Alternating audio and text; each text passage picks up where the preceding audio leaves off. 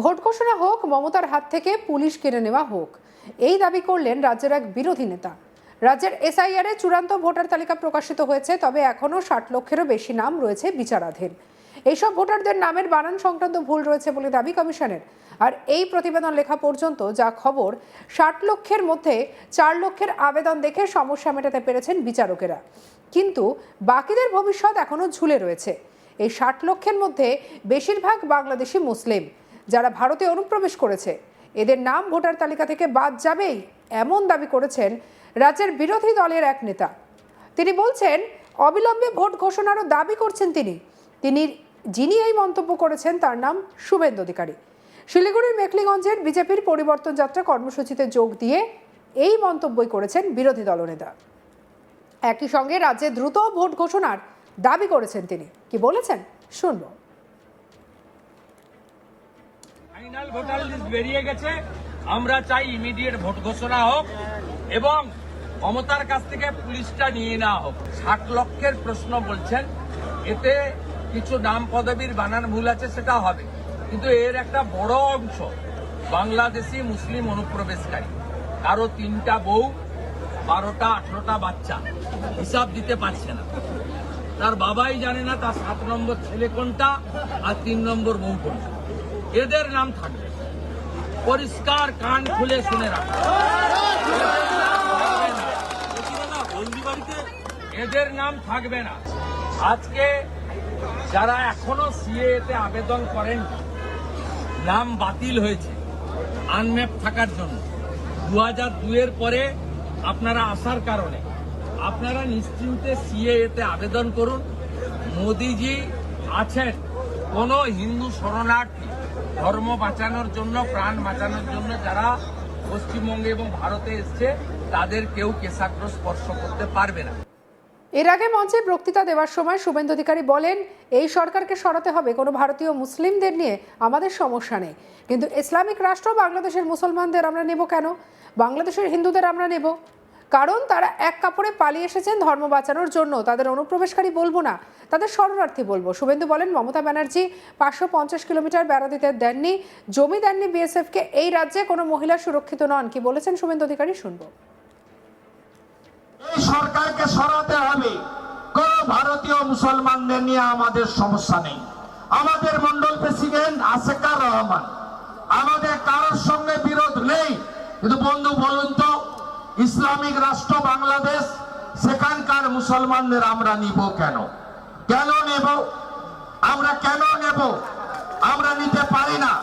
হ্যাঁ, বাংলাদেশের হিন্দুদের আমরা নেব, কারণ তারা ওখান থেকে পালিয়ে আসছেন এক কাপড়ে কেবলমাত্র ধর্ম বাঁচানোর জন্য।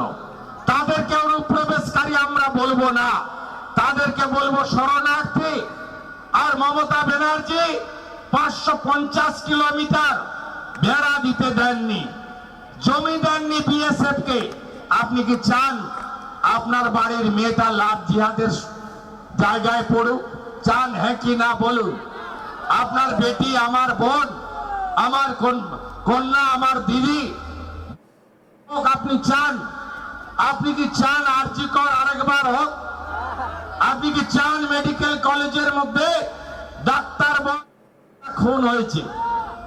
শুধু আরজি কর নয়, সংখ্যালঘু মুসলিম পরিবার তামান্না কালীগঞ্জের উপনির্বাচনে জিতে তাকেও বোমা দিয়ে খুন করে দেওয়া হয়েছে। এই রাজ্যে কোন মহিলা সুরক্ষিত নয়। এদিকে ধর্মতলে ধর্ণা মঞ্চ থেকে দেশের মুখ্য নির্বাচন কমিশন জ্ঞানেশ কুমারকে ভ্যানিশিং পাউডার বলে কটাক্ষ করেছেন রাজ্যের মুখ্যমন্ত্রী মমতা ব্যানার্জি। তিনি বলেছেন যে, শুনলাম অফিসারদের মিটিং করে খুব থ্রেট করা হচ্ছে, ওনার কথা না শুনলে মে মাসের পরও উনি নাকি অ্যাকশন নেবেন। মমতা বলেন, সাহস থাকা ভালো, কিন্তু দুঃসাহস ভালো না। মে মাসের পর আপনি নিজের চেয়ারটায় থাকবেন তো, সেটা আগে ভাবুন, তারপর বাংলার অফিসারদেরকে থ্রেট করবেন, বাংলার মানুষকে থ্রেট করবেন। মমতা বলেন, মনে রাখবেন, অন্যায় কখনো কাউকে ছাড়ে না, তাই বলেই ভয়টয় দেখিয়ে লাভ নেই। কি বলেছেন মুখ্যমন্ত্রী শুনব। বেচারা ভ্যানিশ কুমার, তার জন্য আমার খারাপ লাগে। আমি কোনো চেয়ারকে অপমান করছি না, ভ্যানিশ কথাটা আমরা ইউজ করি কারণ কালো লোকেদের ওয়াশিং মেশিনে ভ্যানিশ করে দিয়ে হোয়াইট করে দেওয়া হয়, আমি সেই জন্য ইউজ করছি। Strong vanishing powder. আজকেও আমি শুনলাম অফিসারদের মিটিং করে বহু থ্রেট করা হয়েছে, শুধু এখন অ্যাকশন নেবে তা নয়, যদি ওনার কথা না শোনে। মানে ভ্যানিশিং পাউডার মে মাসের পরেও নাকি উনি অ্যাকশন নেবেন। আমি বলি সাহস থাকা ভালো, কিন্তু দুঃসাহস থাকা ভালো না। মনে রাখবেন, মে মাসের পরে আপনি থাকবেন তো আপনার চেয়ারে, আগে সেটা ঠিক করুন, তারপরে বাংলার অফিসারদের থ্রেট করবেন, বাংলার মানুষকে থ্রেট করবেন।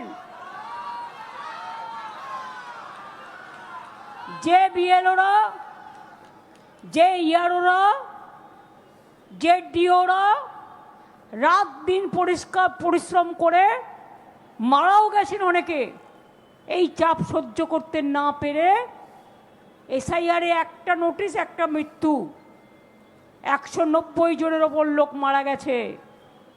কোথায়? আপনার মুখ দিয়ে একটা বাক্যও সরেনি। মনে রাখবেন, এই মৃত আত্মাগুলো কিন্তু ঘুরে বেড়াচ্ছে, এর জবাব আপনি নিজের মধ্যে দিয়ে পাবেন। অন্যায় কখনো কাউকে ছাড়ে না, পরিষ্কার কথা।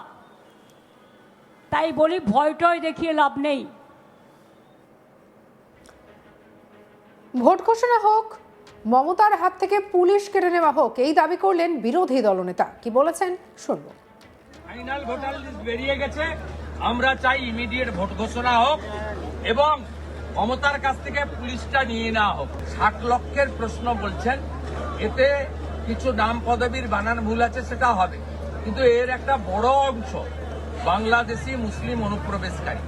কারো 3টা বউ, 12টা 18টা বাচ্চা, হিসাব দিতে পারছে না, তার বাবাই জানে না তার 7 নম্বর ছেলে কোনটা আর 3 নম্বর বউ কোনটা। এদের নাম থাকবে, পরিষ্কার কান খুলে শুনে রাখবে, এদের নাম থাকবে না। আজকে যারা এখনো সিএতে আবেদন করেন, নাম বাতিল হয়েছে আনম্যাপ থাকার জন্য, 2002-এর পরে আপনারা আসার কারণে আপনারা নিশ্চিন্তে সিএতে আবেদন করুন। মোদিজি আছেন, কোন হিন্দু শরণার্থী ধর্ম বাঁচানোর জন্য, প্রাণ বাঁচানোর জন্য যারা পশ্চিমবঙ্গে এবং ভারতে এসছে, তাদের কেউ কেশাগ্র স্পর্শ করতে পারবে না। সঙ্গে রাখুন আজ তাক বাংলাকে অন্যান্য খবরের জন্য। লাইক, কমেন্ট, শেয়ার, সাবস্ক্রাইব করতে ভুলবেন না।